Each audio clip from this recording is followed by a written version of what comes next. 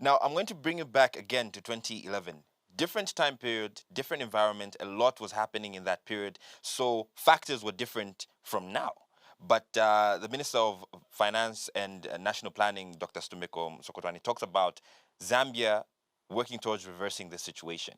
What do you think we should do going forward for us to retain our position or even just become better off?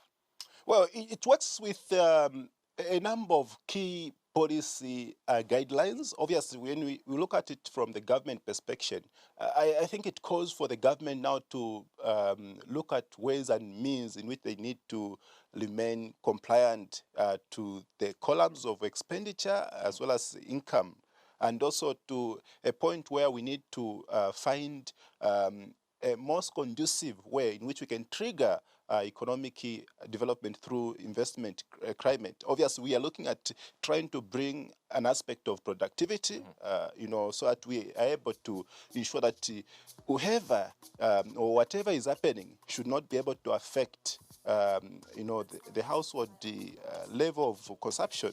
Because obviously it is coming from that background where we are now able to be assessed to say that is really your population able to match with the demand that maybe anyone can come, whoever comes into the economy to start producing, are they able to meet the expectation of population in terms of consumption? Because what we need now to do is that obviously what we are in a period where we have got high level of poverty income, obviously, so we need to collect this narrative. We should be able to see how best can we bring the gaps that are missing, or filling up the gaps that are missing, so that we ramp up production in the sense of any sector that can be sensible for us to move along with. What we have seen over time is that Zambia has not been producing, has not been able to do much in terms of export bill. We have a huge import bill, which has actually even given birth to this. But obviously, we thank the central government and other stakeholders to stabilize the forex market, which has not even sparked for some time in terms of moving away from the expectation of trade. And that's the reason why we have even got this good inflation coming down to this level, because they have worked out key fundamentals, most so with the central bank, where they have been controlling inflation.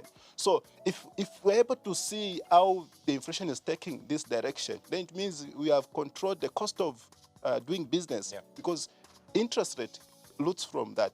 So if we have higher inflation, it means the interest rate will actually go up. But with the 10 of things, I think currently we need to look at how best can we ramp up production. How do we also come up with the good plans that can also help to make compliance easier for the businesses as well.